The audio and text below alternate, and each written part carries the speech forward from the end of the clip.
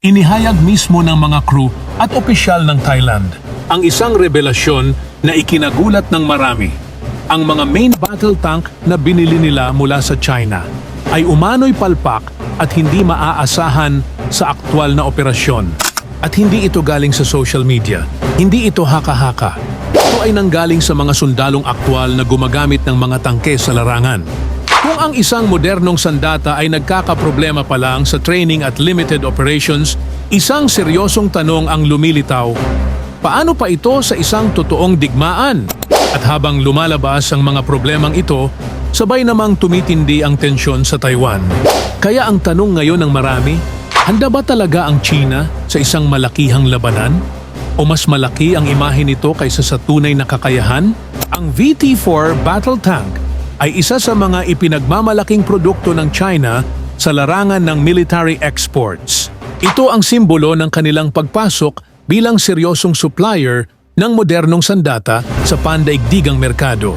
Para sa Thailand, ang pagbili ng mga tangkeng ito ay inaasahang magpapalakas sa kanilang kakayahan sa depensa, lalo na sa mga sensitibong operasyon sa rehiyon. Ngunit sa halip na dagdag lakas, tila naging dagdag problema pa ito. Mahalagang maintindihan kung bakit kritikal ang usaping ito. Ang main battle tank ay hindi lamang sasakyan.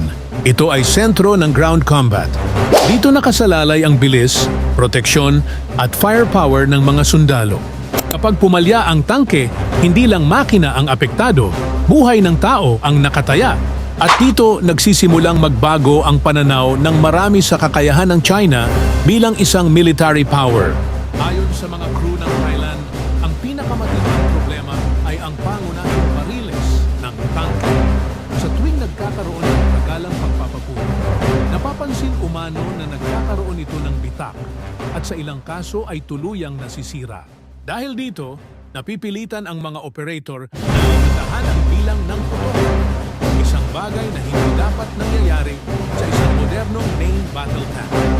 Bukod dito, may mga pagkakataong ayaw na lamang pumutok ng baril ng tangke tapos ang sunod-sunod na paggamit. Ang ganitong klase ng malfunction ay hindi lang istorbo. Ito ay isang critical failure sa larangan ng digmaan.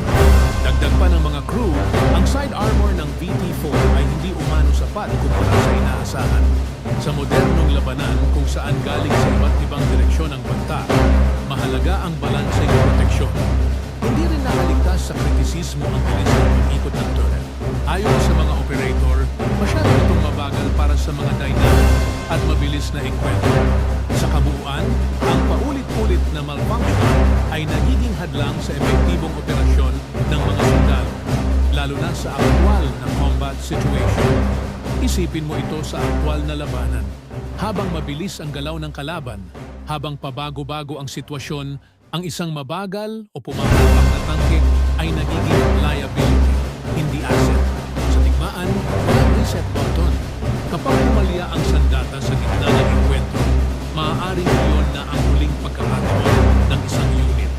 At dito, lalong nagiging seryoso ang tanong tungkol sa kalidad at pagiging handa ng mga sandatang ginagawa ng China. Mas nakakagulat pa, ayon mismo sa mga crew ng Thailand, mas maaasahan pa rin ang mas lumang mga tangke na nasa serbisyo pa rin nila.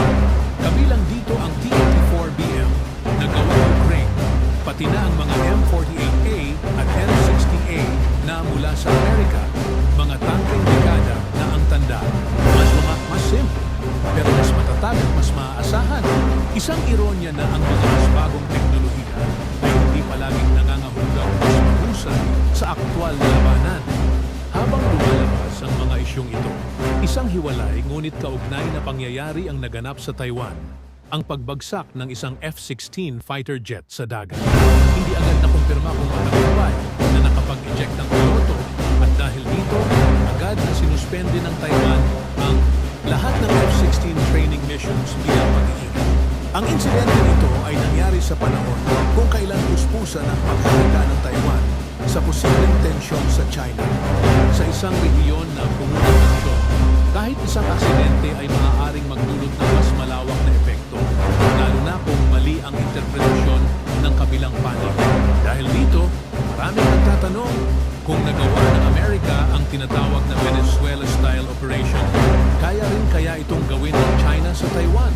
Isang mabilis, limitadong aksyon, walang ganap na digmaan, tahimik pero epektibo. Pero posible ba talaga ito sa kaso ng Taiwan?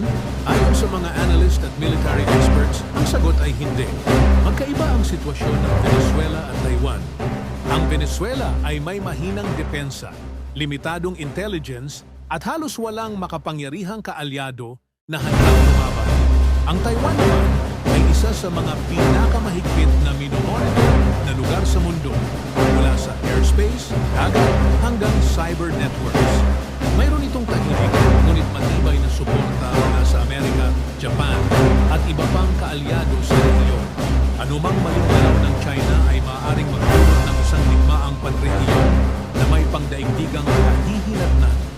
Kaya sa ngayon, pananakot, pressure at pagpapakita ng puwersa ang nangingibabaw, hindi direktang pagsalamat.